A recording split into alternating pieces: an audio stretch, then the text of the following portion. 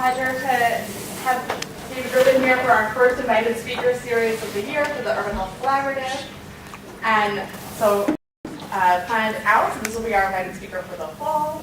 And so I want to thank our speaker from the Children's Hospital of Philadelphia for coming and sharing about this work. I know he's pulling up something online, so we're in for a treat. I know many of you have been meeting with him throughout the day. I heard that it was a great conversation with the students, so really looking forward to the talk. Thank you so much for joining us. Sure, thanks. Bear with me, everyone. I'm just trying to get a poll everywhere because I think it's always more fun to do a poll, right? But for some reason, the internet is not loading on your computer, not mine, your computer. So let me see if why that's not. Poll everywhere is not responding. How's that possible? Yeah. Maybe you can come in just to make sure this is hooked up to the internet. Yeah. We'll see. Well, in the interim, while I get started, I'll just introduce myself just a little bit. My name is Dave Rubin. I'm a general pediatrician. I'm the director of PolicyLab. I talked to some of the folks this morning about my background. Actually, after I finished my residency in pediatrics at CHOP, I did a child abuse fellowship, and mostly because I wanted to kind of move beyond the health system and thinking about sort of complex systems. And as I traversed over to my academic and research part of my career, it's really largely started with the child welfare system and doing a lot of interagency work, working not just with DHS, but also with the foster care agencies and families and kinship families. And that model led to the creation of PolicyLab in 2007, 2008, because I was doing a lot of cross-system work and with a strong emphasis on public policy and communications. And the ACA came around 2011. I'm going to, a little bit, as far as PolicyLab is concerned, I encourage all you guys to sign up for our listserv. Like I told others this morning, our 9 a.m. seminars are terrific. And we have a lot of great speakers. They're not just for PolicyLab folks. We have folks from the community there all the time. And we would welcome Drexel students and faculty and staff to come by anytime you want to kind of hear some stuff around maternal child health, right? And so around 2011, the ACA happened, and one of the things I've always emphasized in our interdisciplinary model is you need to try to kind of relationship build and get a seat at the table. And so I was sort of navigated into a position which I now hold, which is the Director of Population Health Innovation at CHOP, largely working in a corporate health system, right? Trying to figure out how to hang the banner of population health. So I wanted to start out with Poll Everywhere this morning because as I kind of describe my health system, and if we can get online, then we'll try it, but if it happens. I largely wanted to kind of tell you what I was facing when I first started out at CHOP was a really incredible opportunity. We had 29,000 hospital admissions. We had over 1 million outpatient visits a year for kids, 530 beds, and now over 15,000 employees, but 500,000 children, 250,000 kids in an enclosed primary care network. And as Tyra Bryan Stevens from the CAP Project, the Community Asthma Prevention Program, would say, pretty much all the kids in West Philadelphia come to the CHOP Project. Like it's the large majority of kids in West Philadelphia. And that's an incredible opportunity for those of us who are interested in public health and population health, because there's been plenty of data to show that despite our best efforts to engage families, one of the areas they consistently engage is they actually take their baby to the practice. And so it's a great venue to actually think about how do we start to combine efforts and really think about a population health strategy. Our practices for those 500,000 kids, when I look at it, over a 3-year period, we actually see 1% of the U.S. population of children and adolescents in the country. One health system, right? So a really good footprint. We're spread out, not just in the southeast of Pennsylvania, but we go down New Jersey. We have increasing partnerships going on in North Jersey and up in New York City. And then we're spreading as far out to Lancaster General with some of our specialty care programs. And, and as we get into telemedicine, even further beyond that in terms of virtually. So I'm going to kind of traverse this talk. So where do we start? and then talk about what I think the steps of population health have become. This is going to be a little uncomfortable talk, I think, because I'm like part from the machine, right? I'm from the healthcare industrial complex. Although I like to think of myself as an insider that's trying to forward the mission of what you guys all care about, right? But how did the steps of population health change as I had to work from the inside out, right, with these systems? How did I find alignment with institutional goals, meaning of the healthcare system, right, which had a lot of its own competing priorities? And then maybe have a grace note at the end of how it seems to be coming full circle back to what we care about, right, in terms of the big P, population health. Now, we're going to try this. We're going to try one more time, because before I kind of get into my next slide, I wanted to kind of pull in the poll everywhere and hope that maybe we can log on. Maybe I need to try Firefox. Maybe that's the problem. Or Google Chrome. Should I use Chrome? Any votes for Chrome? We'll try Chrome. All right. This will be justeverywhere.com. Poll everywhere login. Come on. Please. Ooh, that'll work.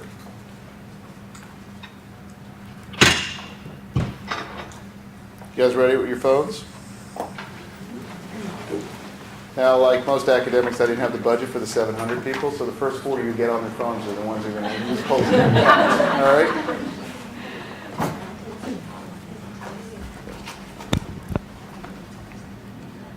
And you know, I have to then also remember my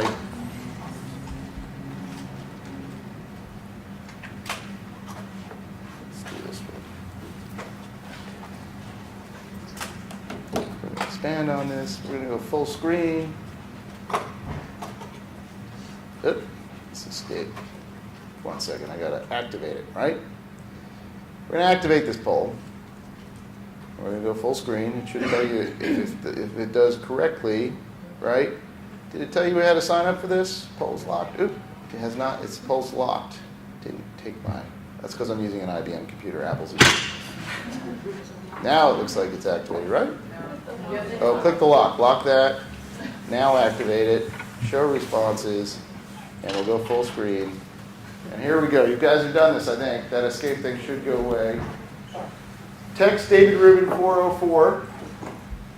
Right? And put in the, to 37607. And then the question I have you is, how important do you think this is really, how important do you think population health should be to the healthcare systems, like in Philly or beyond, to these large corporate healthcare systems? Is that part of what we should be doing? Or should we largely cede that to the public health programs in our schools, in our public health schools? So I sense that this might be the kind of thing we might see, right? It's a little bit of a biased audience, right? But I showed the same thing at the CHA, the Children's Hospital Association Conference, the trade organization, and you get like 15% of people who are not so sure. But most people will answer, actually, most people empathically think it is our role, right? But let me follow that up with the next question, which I like even more. Right? Let's go back to my polls. And I want you to now tell me, maybe do a little word association. Activate that. Go full screen. What does population health mean? Right? And I want you, what words would you associate with the program? And as you start to build this, we're going to build a Wordle. Because I'm interested to see, so community, I have a sense of where this is going. I'm at the Northside School of Public Health. I took a picture of your mission statement. It's awesome. It really is. The Lord's population, I thought it was so clear. But I have a sense of where this is going, right?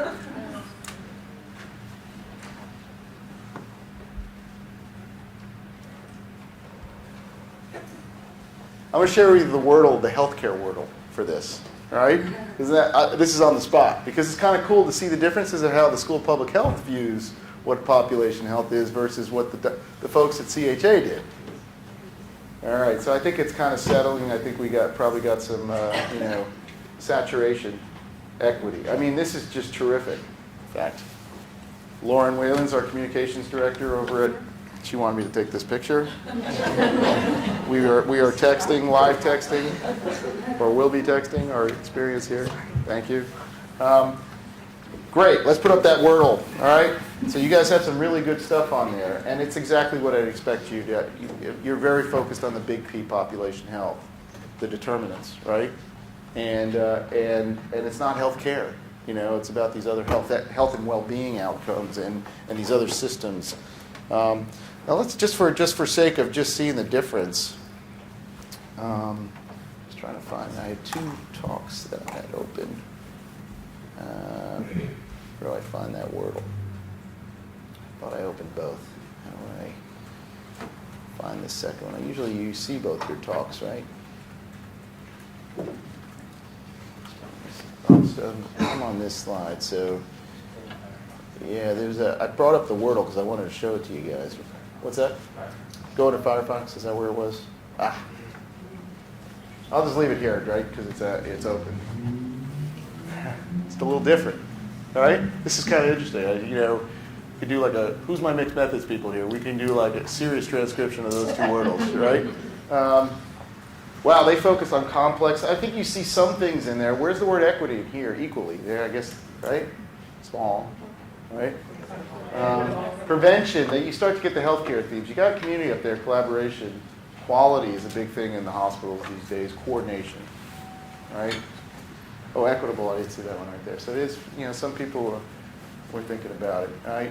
Public, but it's a lot different. There's really a different framing as we come from different systems. And that is a good segue to the talk and back into the talk. So this is a slide that you guys know extremely well, or else you're not graduating, which is that most of the factors that affect your health, right, have to do with stuff that's not related to healthcare. And so when I started my traverse circa 2011, 2012 with the C-suite, I showed this slide. I said, okay, things are changing, we hope. They didn't change as much as I hoped they would. We still are largely paid for more services we give, the more money we make, particularly if we admit people to the hospital. But that said, if the world was going to change, they had to look at that slide. Now let me ask you guys, and then we'll just yell out your answer. How do you think the executives reacted when I showed them this slide at that time?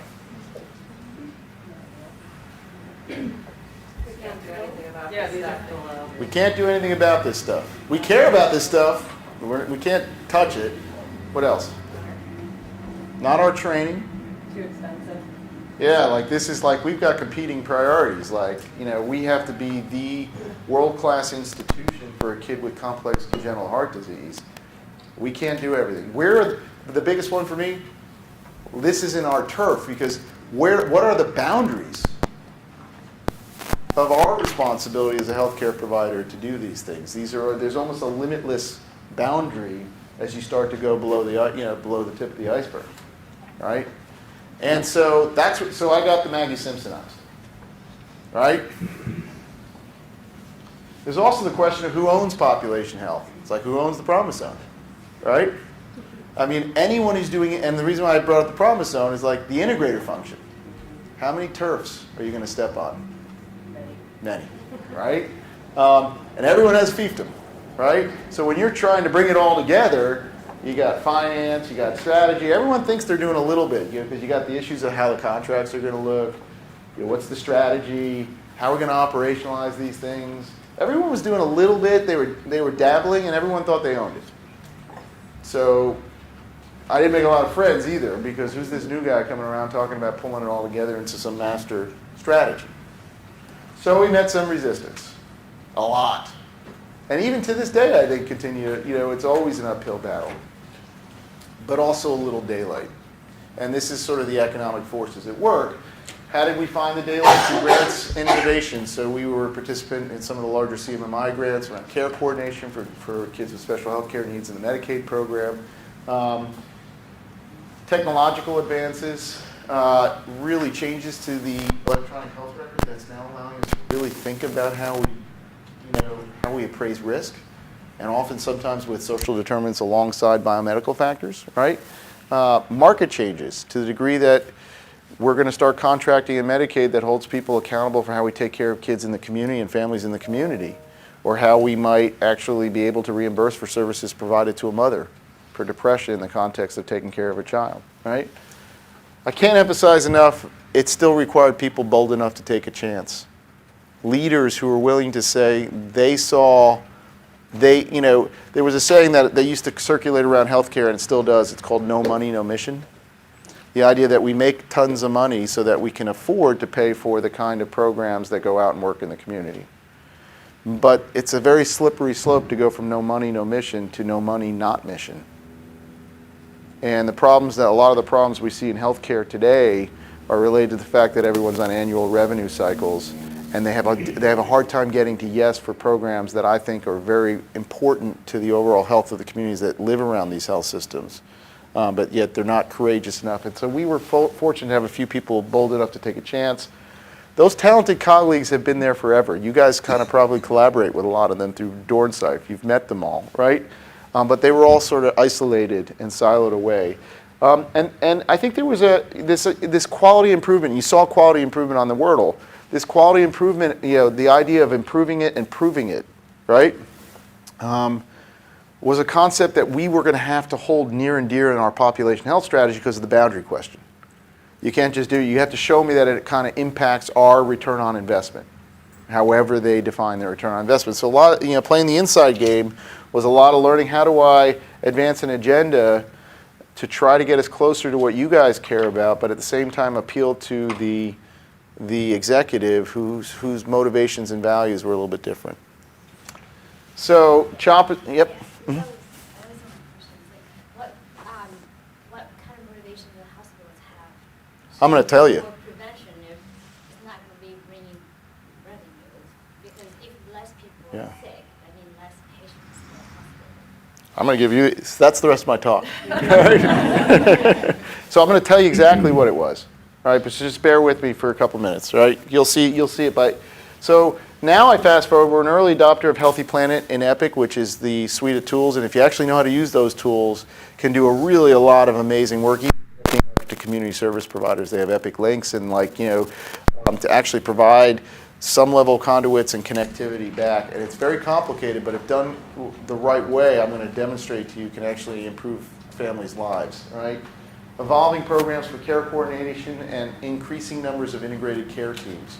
And when I define integrated care, it's not just that nurses are working with doctors, it's that we have community health workers and social workers and psychologists all working alongside each other to try to make a difference and work with challenging families who are having lots of challenges beyond just healthcare challenges, right? We implemented one of the first ACOs. We are working with our Medicaid payers, and now we're even reimbursing for community health workers. Through the CAP program is a good example of the community asthma prevention program, but also we're right at the end of finishing a negotiation to do it in our diabetes program. To have folks visiting the homes of youth with diabetes. And we have data-driven approaches focused on improvement in outcomes. So how have the steps evolved? And this is the part I'm going to ask you to feel a little uncomfortable, because this is going to feel like typical of the healthcare system. They have distilled population health down to that. But I want you to bear with me, because you got to take what you can get, right? And then you have to ask, how do I get back to what we all care about, which is moving the model even further into the areas that we care about. So step one was understanding that if I was going to make a case to the executive suite, right, it was going to be to focus on the most complicated kids. I know, I get it. It's not a prevention model. Right? It's more of a secondary prevention model, right? Or a tertiary prevention model, right? But we're going to go after the kids with special health care needs, the most complicated. You'll see this in adults and kids. The top 5% are responsible for the majority of all the revenue coming in, which is both an opportunity and a problem. So if I actually change what we do for those kids and I affect that, right? That could be a problem in the revenue model. So, but at the same time, if I was going to, what I made a bet is that, okay, let me focus on kids in Medicaid because we don't get paid as much for kids in Medicaid.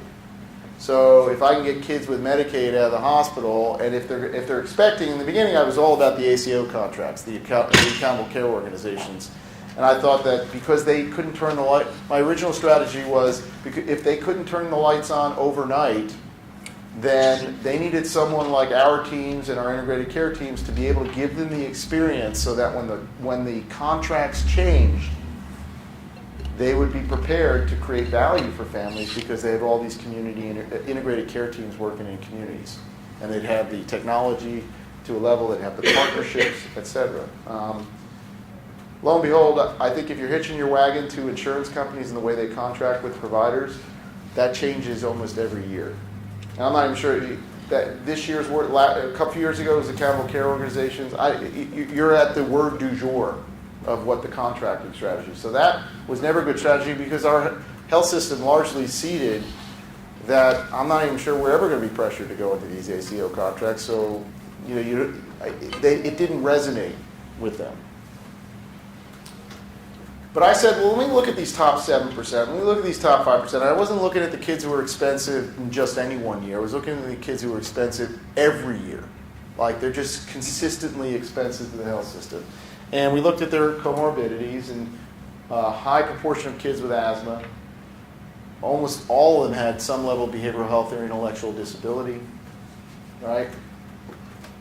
They're universally defined by what I call complex chronic conditions, and these aren't like asthma. I'm talking about kids with fairly significant chronic disabilities, kids with congenital heart disease, who would require ongoing specialty care, congenital heart disease, diabetes, systemic rheumatologic illnesses, very sickle cell disease, things that actually require ongoing and continuous care from a specialty perspective. And actually, most of the most expensive kids had 2 or more complex conditions. Think of a child with cerebral palsy, seizures, child has seizures, right? Is wheelchair dependent, maybe fed through a tube, right? They're not the community with a big C, but a really challenging community to provide care for, particularly kids who are in Medicaid who also live in poverty, right? So, first thing I did at CHOP is I said, okay, I need to be able to rapidly get, and this is part of that hotspotting revolution that came out of Camden, right? I need to be able to design a tool that leverages all the data so I can quickly segment my population to understand who's where and at what time, who's in the emergency department, how do we appraise risk. And so we built a tool called Population Discovery that within seconds can take those 500,000 kids and distill them down to the 30 or so kids who were admitted overnight who were at Carabots who actually need a nurse to call them this morning. And it takes seconds. I'm not going to demo the tool here this morning, but we have people from finance folks now using this tool to folks on our clinical teams to folks out in our community programs who use this tool to identify potential recipients of proactive care. All right, a phone call. We saw you in the ED last night. We saw you had all these issues, or you have all these other markers of risk.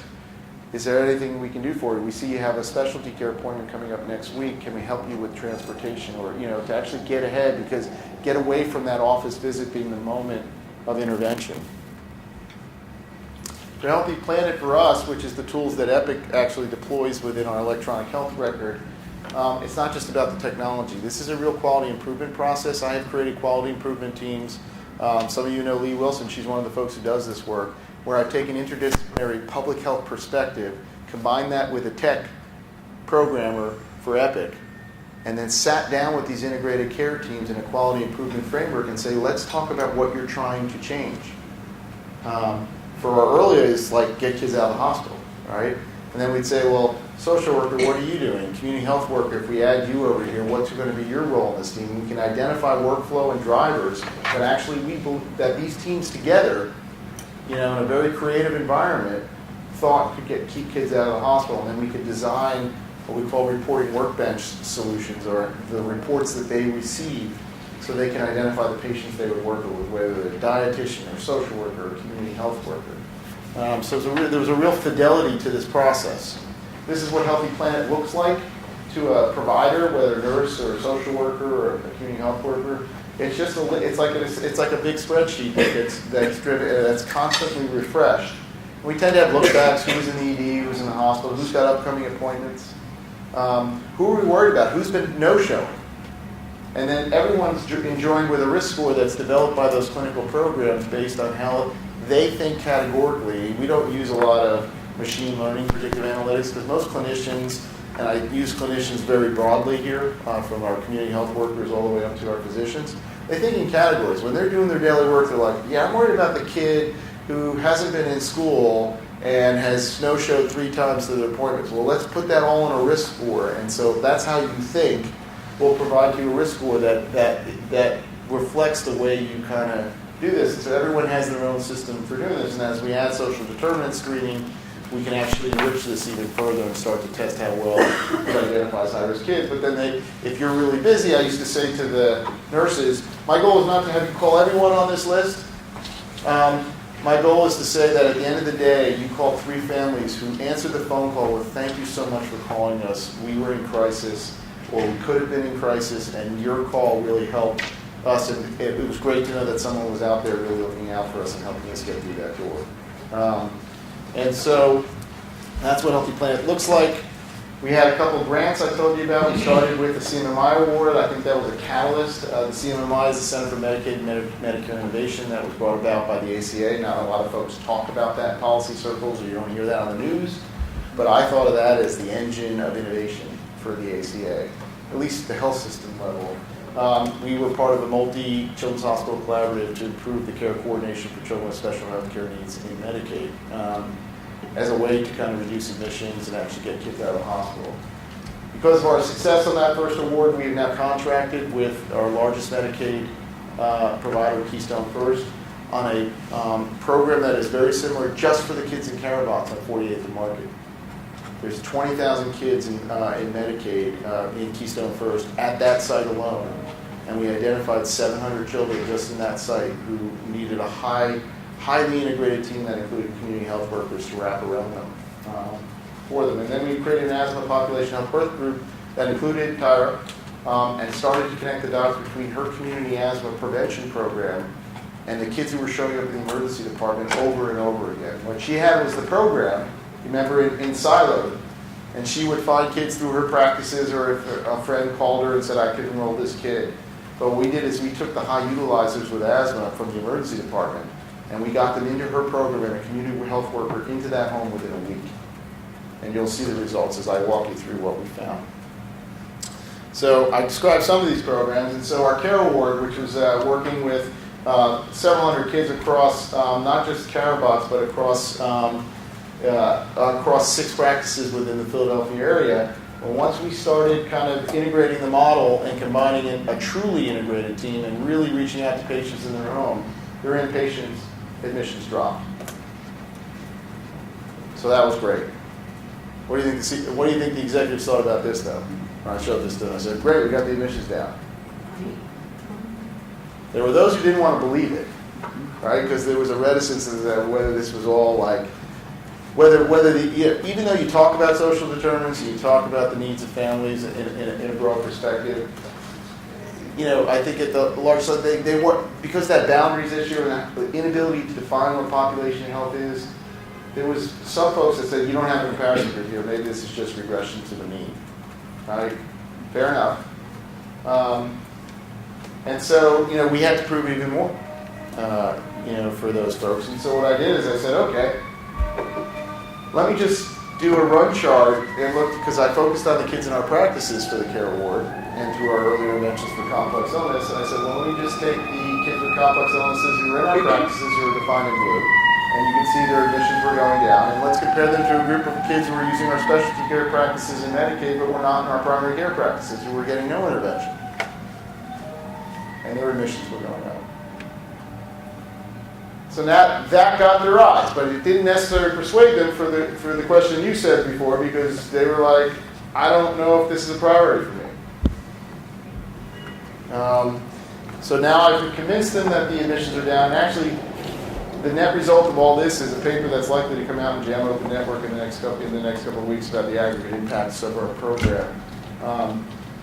But it was enough to get us the CareBots program to start building, because we were having huge capacity issues at CareBots because there was 30,000 kids there. And suddenly I started to see, where I started with the ACO contract, I started to see oof. Like, the problem they're having at CHOP is they have no room for anyone anymore. Like, if you've ever been in the emergency room, for those of you who have kids, or those of you who've been around CHOP, it's packed. They're already past 100, they're at 100% census right now. Not to say past 100%, but they're at 100% census right now, and a lot of the kids are coming from West Philadelphia.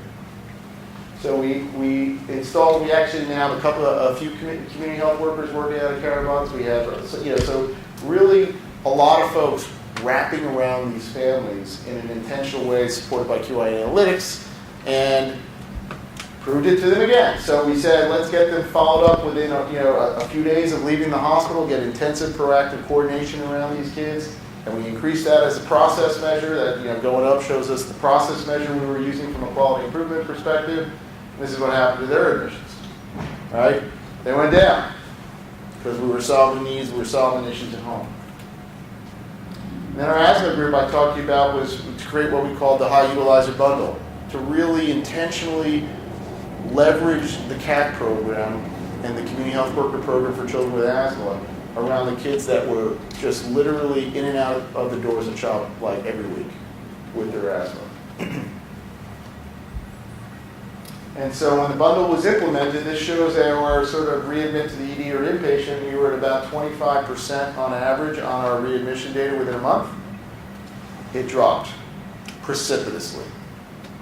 And now we're going even further. On the basis of this work, we now have a program through our community benefit office called Healthier Together, which is actually working with Tyra around something called CAP Plus, where we're not just doing community health workers, we're actually working on a built environment, where we're actually doing housing remediation, and we're studying that. And CHOP is now investing $25 million over the next few years on a program that's half the funding for that program is going towards the CAP program to work on housing remediation as a way to even improve the health of kids in West Philadelphia. And our charts are now going to what we call neighborhood charts. We're now going to go from, instead of the kids we see, we're going to actually start creating run charts of the kids in neighborhoods across West Philadelphia. And so, same thing happened. We don't believe it. I said, okay, fine, I'll show you the kids in the CHOP practices. Here's the kids with the asthma admissions that were coming from CHOP in blue. They went down for 3 years. Here are the kids out in the community, their admissions were going up. So same sort of divergent story in terms of contrast. So let's figure out how could we marry this to get them interested. We were reducing their revenue, no doubt about it. Although we were increasing ambulatory revenue because we were getting them out to specialists sometimes as well too. So there was some bonus to them, right? Well, funny thing was happening. I kind of alluded to this. Back in 2014, this was our bed census at CHOP. And you can see it was about 450 patients. It's just a few years ago. And certainly St. Chris and the problems it has is going to contribute to what you'll see on the slide, right? 2015, it was the worst winter ever. I mean, if you talk to people, we're dragging. I mean, you start to introduce safety issues when you get up to a census that's now approaching near 500. Putting kids in the playrooms and stuff like that. Still, we're having our summer data. By 2016, we eclipsed 500 on our daily bed census for the first time. And then 2017, it continues to rise. We're at 537 now, right? We're at 535 this week. The numbers shot up precipitously, right? Precipitously down. I think down is usually what would be associated with that word, but the numbers shot up dramatically, right? So I said, well, what was happening with the kids in Medicaid? Because if we were actually picking the right kids at that time and doing that early ROI for them, why was the census going up while we were while we were showing quality? Because that was one of the reasons why they didn't trust our data. And so you can see these are the CHOP primary care patients. Now we're looking at all patients. And these were the community practice patients who were using CHOP for services, but were not coming to our primary care centers, right? So that's 2014. 2015, they kind of, not too much action. We started around July of 2015. 2016, you can see the kids in the community practices, their admissions to CHOP dramatically increased. 2017, we actually reversed the trend in our community practice, but we were overwhelmed on bed days by the kids who were not in our practices. So we shot up about 60 beds and we saved about 10, 15 beds a day. So the net result was that Medicaid, our penetration of Medicaid went from 40 to 50% in our inpatient census as our bed days rose. Where that has gone from a model, just to let you know, is just to say that those Medicaid beds are actually taking beds away from commercial patients. Right? So a kid from Nebraska, I was using this example this morning, who has complex congenital heart disease. CHOP's primary mission is to get that kid in with a nice single case agreement and do world-class cardiac care for that family. And they're amazing at it. A child with leukemia. But when your beds are increasingly full of kids from West Philadelphia, that kid from Nebraska doesn't have a bed to come to. So my argument then became a capacity argument. And this is largely where I think we're having traction, which is you invest in the work that we're doing, we're actually improving your patient experience, but we're also decanting beds in Medicaid so that you can execute on your primary strategy, which is specialty care. So population health to a health system can be a complementary strategy to market concentration and specialty care.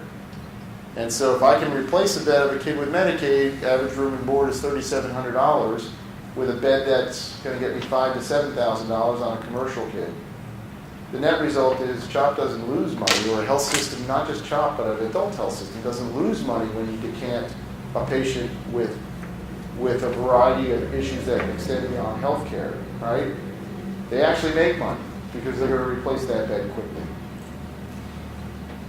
So the vision that's emerged, at least for us at that time, is that the right population, surrounded by the right team, right? Supported by the right vision and tools, could provide you care that was coordinated in the right place, at the right time, in the right place. We created a risk model that showed that most healthy kids would get in this vision some level of the use of technology to help navigate, make sure they're getting their immunizations, make sure they're getting directed to the right resources. And as the kids got more complicated, they would get the more complicated teams. And you would spend more money for the tippy top, and you would spread lower cost interventions to the healthier kids, which comprise most of your population. So that's the part where I say, kind of feels a little bit like, right? But I'm going to tell you that I actually think it was the right way to do this in the beginning, because I'm not saying that's where we want to end up, but that kind of model works for a health system. It's sort of it's how they think operationally. And now deepening investment is about demonstrating value to payers and providers, scaling the integrated care teams and the technology that supports them, and then coming back to you guys and figure out a way to finally break those walls and to start really integrating public health infrastructure into health systems as a part of their mission and responsibility. So this is the data that will be released. It's been cleansed and worked on a little bit since then, but what I did was a comparative effect, a diff analysis that actually aggregated across 95,000 kids in Medicaid in our practices compared to the rest of Medicaid eligible kids in Philadelphia, what happened with our bed days and our admission rates, and we've actually found some significant reductions in bed days to the tune of about 3,600 bed days a year, which is about $15 million of real savings to the Medicaid program in Pennsylvania. So that got the state's attention. That's why we got Keystone Caravans, right? That got Keystone First's attention around community health workers, and they're paying out a CPT code. They see it because we're doing this in a data-driven way, and so they're starting to now open the doors to creative thinking about other types of people that are important to the model of keeping kids out of the hospital. And so yes, we're serving the kids with chronic illness, but now we've got community health workers that are increasing across a variety of areas because we have a procedural code. And so we anchor with the ROI they care about, and then we start to diversify resources to the broader population. Right? Scaling integrated teams. I knew that for every time I built a program for our social workers, right, or our asthma team, if I could use Health and Planet, because an integrated CHOP is a special kind of place. I mean, they have like they have 2,500 kids with diabetes, 2,000 kids with sickle cell, let alone being a world-class institution for chronic lung disease. Those are the frontier programs I told you about. Those are they get the bevy of the resources and the attention in CHOP's model. But they have nurses and social workers that don't have community health workers per se, right? But if I could use the Healthy Planet tools and simplify and streamline their workflow to improve patient experience and the interaction and the engagement of families with the entire care team, and I was of value to them, well, now I'm of value to my chief operating officer. And our population health program tripled in its size in just the last year because we got to our transplant programs. But every time I built for a transplant program, I built for sickle cell, right? That was my flexibility, is to kind of know who my end users were and know what their values were, and they were okay with that. I would trade a primary care program for a transplant program. And honestly, it's been really rewarding because, kids with special health care needs, whether they're a transplant kid or whether, helping those families and the stressors are all there too. We shouldn't think of these as disparate groups of people, all right? And in many ways, they're very unique stressors in terms of financially and economically, and from a mental health perspective for folks who have children with special health care needs that are very unique to that, whether in behavioral health or physical health. What about the providers? I also wanted to prove to the institution, as we built it, would they come? My providers like these tools because now we're getting back into integrated care, why we went into medicine. You all hear about provider burnout. A lot of that is because we've become robots. But these tools started to have an uptake within just a short period of time. We had these are monthly runs of our Healthy Planet tools, surpassed 2,000. We're now up to past the 3,000 runs of these reports a month. That means people are actually using them to identify families that need help. And we're seeing now what I think is really exciting, beyond just hospitalization, we're starting to see other outcomes, right? So we looked at, just quickly to show you, our inflammatory bowel disease team was interested in screening more for anemia as a way to be much more aggressive to help kids with inflammatory bowel disease. And because they used the tools, they screened more patients, got more iron into the kids that needed them than ever before, and they actually reduced the levels of anemia, which is a health outcome for kids. This is the one I'm most excited with because this one had our community health worker project. Using risk scores, they engaged high-risk kids and adolescents in our Medicaid program who had diabetes. And so they got more and more kids engaging around their own self-management of their disease through a model that involved both psychologists and community health workers. And the result of that now is we're now starting to see hemoglobin A1Cs come down in our kids. And for those of you guys are in public health, and that's a medical term that you guys know. If you can bring an A1C down, that's chronic management of diabetes. That's better than hospitalizations. Like that is a consistent, sustained improvement in the quality of that child's life. And then, I think I'm right at the part now where we can now magnify what we ask for. So, Diabetes Center says to me, we need to understand what's happening in the home, and they're collecting social determinant screens now on all their patients with their community health workers. Asthma says, Tyra says, we need to expand our capacity to address home environmental factors. Sickle Cell Center says that we need community navigators, right? Division of Social Work, we want to be proactive in our work. So now I could go back to the department chair and to the leaders of the hospital and say, they're all saying the same thing, and so now we've got this program, and I've got to support all these programs. There's now common infrastructure that these programs need. We need to build a community resource map. We need to start to more actively engage in actually the referral process to community service agencies because they all want it. And it's going to be cheaper for you than doing it for every one division to have us hire a few social workers and have them live in the Department of Social Workers, and their entire job is to build out a community resource map. And the Promise is familiar with Lee Wilson is leading that work, but that team is growing now. Because their recognition that we need to do this more systematically. You're used to the current staging of screening and referral. This is healthcare.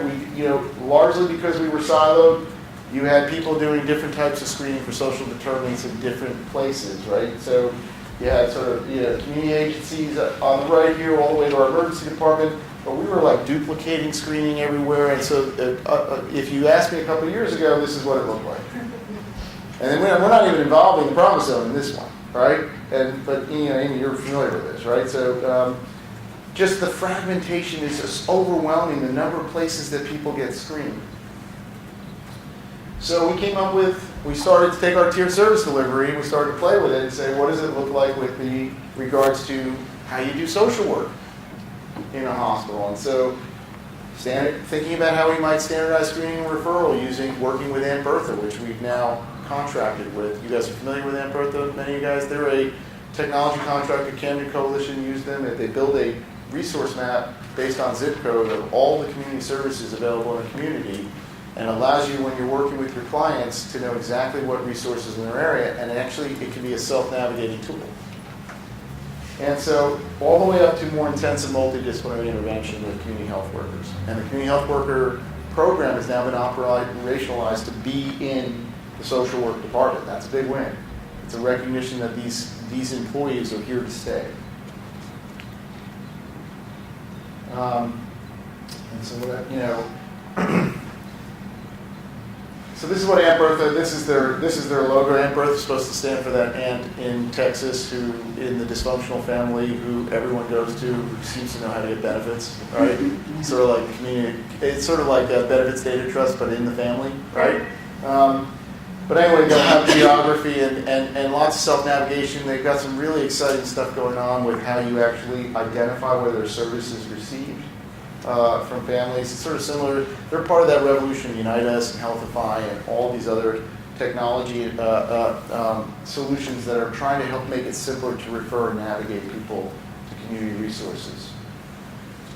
And so we actually have a pilot going on one of our inpatient settings. We were part of the advocacy to get the state to require in the Medicaid program social determinant screening, which was great because when the state requires something, it makes suddenly people come back to me and say, how are we going to do it? So now we're getting ready to pilot test it in our primary care network as well too. And I have to be very clear, it's not just about screening because people are terrified of screening. I have a whole separate talk. If you guys are interested in how we're doing this, Lee and I can come back and do a whole separate session with you guys on social determinants about the challenges of getting providers to screen. We don't have time today, but I'm certainly happy to return to talk about that. So, to me, I leave you with this vision that says, yeah, I understand that I went incremental. I didn't go for the big P, the stuff that you guys are working hard at every day. But I think by starting to anchor this within the healthcare system, I'm opening up dialogues now that can allow for a richer conversation of where public health can return to an integrated sort of model with our healthcare systems. In a one that's productive, that's collaborative, and actually improves the lives of our families. And so with that, I'll sort of end it and open up a couple questions, and thanks for having me. All right?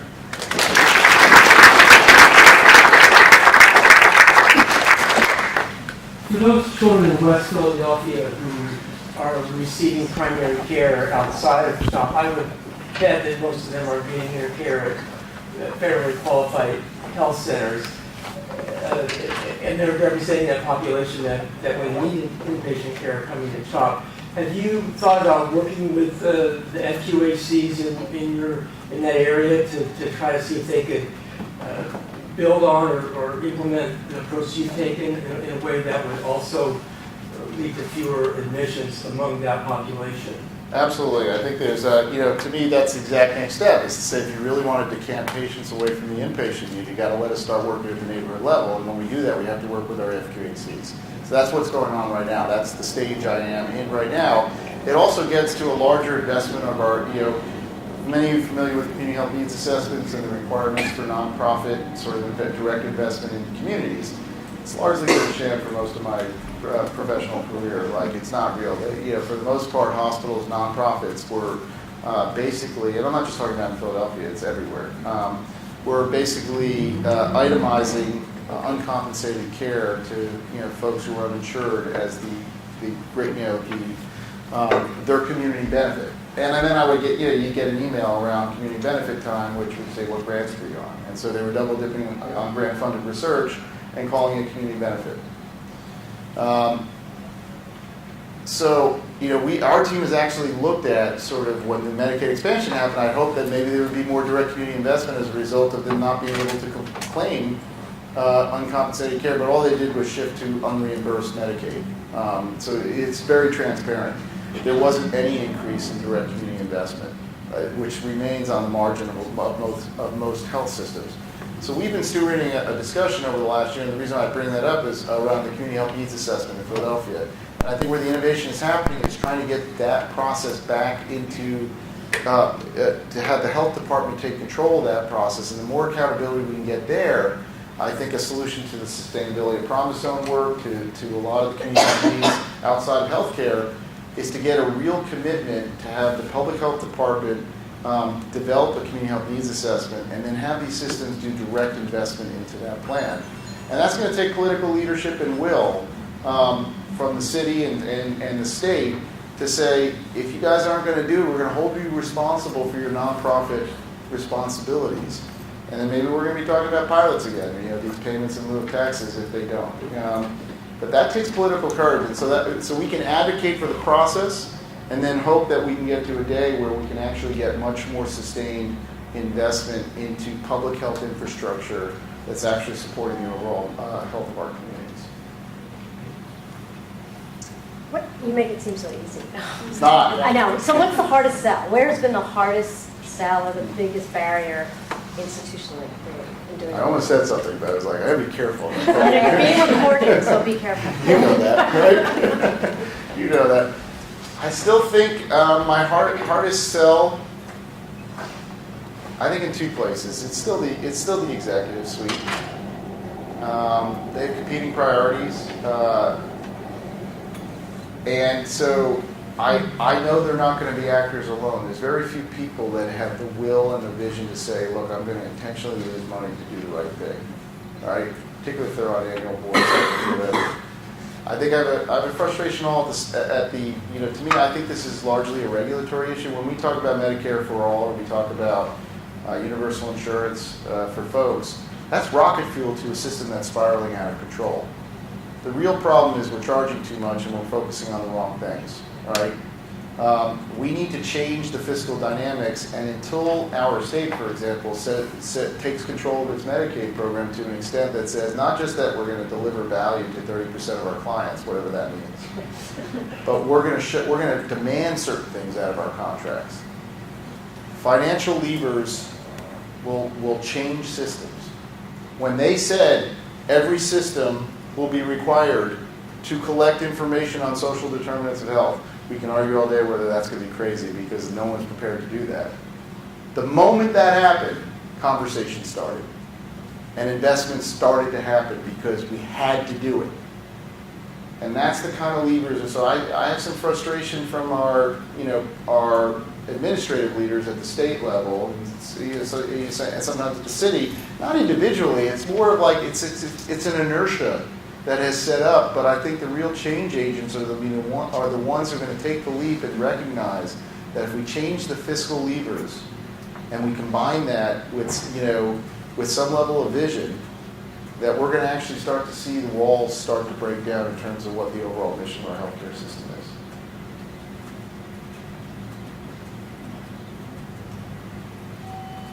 is. Easier said than done, like you said. Need for good sound. Well, thank you, everyone. I mean, so please follow us on Twitter, do the whole thing. You'll see, come to our events. We have one at APHA. I'm supposed to say that, all right? We're doing a terrific one. We have 5 different portfolios. We have folks. We're doing the 2-generation work, like I said, a lot on health policy and healthcare delivery, population health. We've got an adolescent health portfolio. We have a health equity portfolio. A lot of you folks are intersecting with a lot of our faculties in PolicyLab, and I think what I missed with the intergen or the adolescent portfolio, the 2-gen strategy portfolio. But our affordability of coverage for families has been a real issue that we've been following longitudinally, the erosion of affordable coverage for low and middle income working families. We're seeing uninsurance rise in children for the first time in 20 years. Over the last 2 years, it's been consistent, 400,000 to 500,000 kids a year. They're largely for low and moderate income families. So these are working families that because they can't afford their deductibles and their premiums. And so we're doing a whole morning session. I know it's an early wake up. It's like at 6:30 a.m. on Monday, right? But you're going to get Joan Walker from from Georgetown, and they've done a lot of work around the insurance of children.